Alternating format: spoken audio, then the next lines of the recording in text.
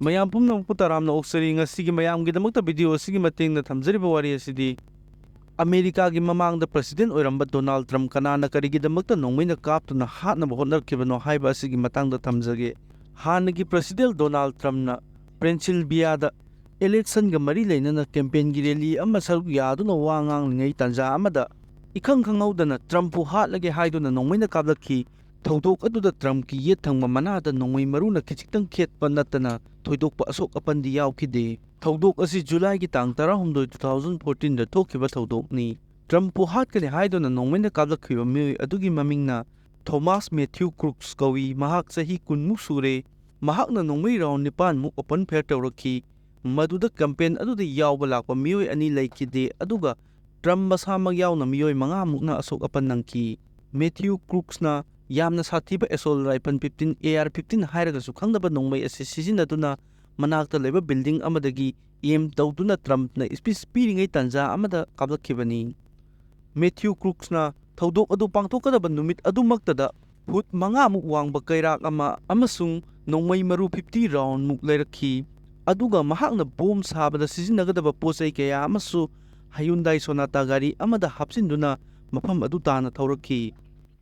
Trump na speech pidringagi minute ama anigi mamangdagi hauna mahakna building aduda rifle adu paiduna leiba adu manakta leiba mioi kaya amasu ukhi khudakta building adudagi manakta leiba police amana matakta kakatuna Crookka muknakhi muknaba aduda police adu yumthakki matai aduga yamna naknabaga loinana Crookna pairiba rifle adugi machin adu onchilakpana maram oiduna soiduna building adudagi makhada tarakhi maduda police adugi makhongi ankle adu laithokhi.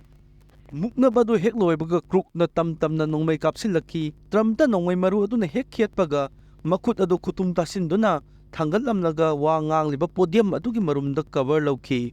Khudakta Secret Service ki agent mayam ama Trump tamna changsilaktuna Trump konchinduna thamlaga second kunga manga muk thamlaba matungda Trump ngaktuna mafam adudagi puthokhi. Matam adwaida Trump ki mamaida amasung manada taiba thengnarakhi.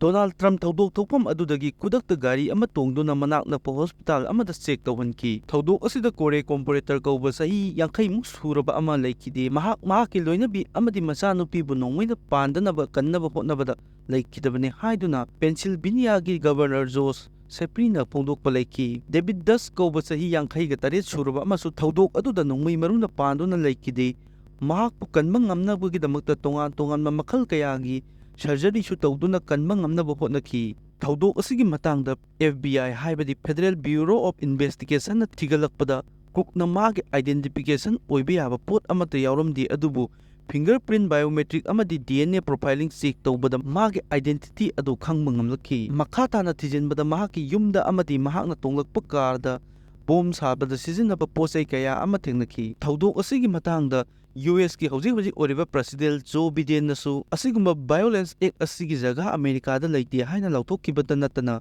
Thoudok asibu haksina lawi haina phongdokhi.